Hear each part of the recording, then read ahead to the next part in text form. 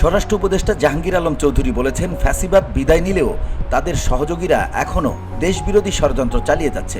তিনি জানান, চলমান সন্ত্রাস বিরোধী অভিযান সফলভাবে সম্পন্ন হলে দেশে আর কোনো দুষ্কৃতিকারী অবশিষ্ট থাকবে না। মঙ্গলবার সকালে রাজধানীর রাজারবাগে মানবাধিকার ও পরিবেশ বিষয়ক এক কর্মশালায় তিনি এসব কথা বলেন।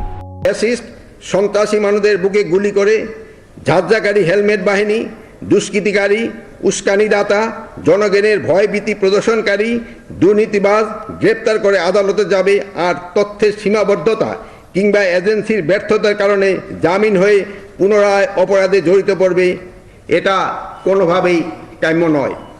দেশের শান্তি শৃঙ্খলা বজায় রাখার লক্ষ্যে আইনি কাঠামোর মাধ্যমে বিজ্ঞ বিচারক বিভাগ এবং দক্ষ পুলিশ, বিজ্ঞ আইনজীবীদের আন্তঃসমন্বয় প্রক্রিয়ায় সন্ত্রাসীদের মূলোৎপাটন করা সম্ভব।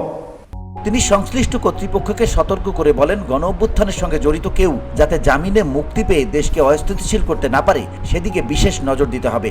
বর্তমানে তারা বিভিন্নভাবে নৈরাজ্য সৃষ্টির মাধ্যমে নিজেদের উপস্থিতি জানান দিচ্ছে। মালয়েশিয়ান প্রযুক্তিতে তৈরি অত্যাধুনিক cleaning machine modern vacuum cleaner যে কোনো ধরনের ধুলো ময়লাকে পরিষ্কার করে ঘরকে করে তুলুন চকচকে ও আকর্ষণীয়। Modem, brand of luxury. তিনি আরো বলেন, চলমান সন্ত্রাস বিরোধী অভিযানে ইতিমধ্যে গুরুত্বপূর্ণ অপরাধীদের গ্রেপ্তার করা হয়েছে এবং সবাইকে আইনের আওতায় আনতে সরকার নিরলসভাবে কাজ করে যাচ্ছে। VOD Bangla news desk.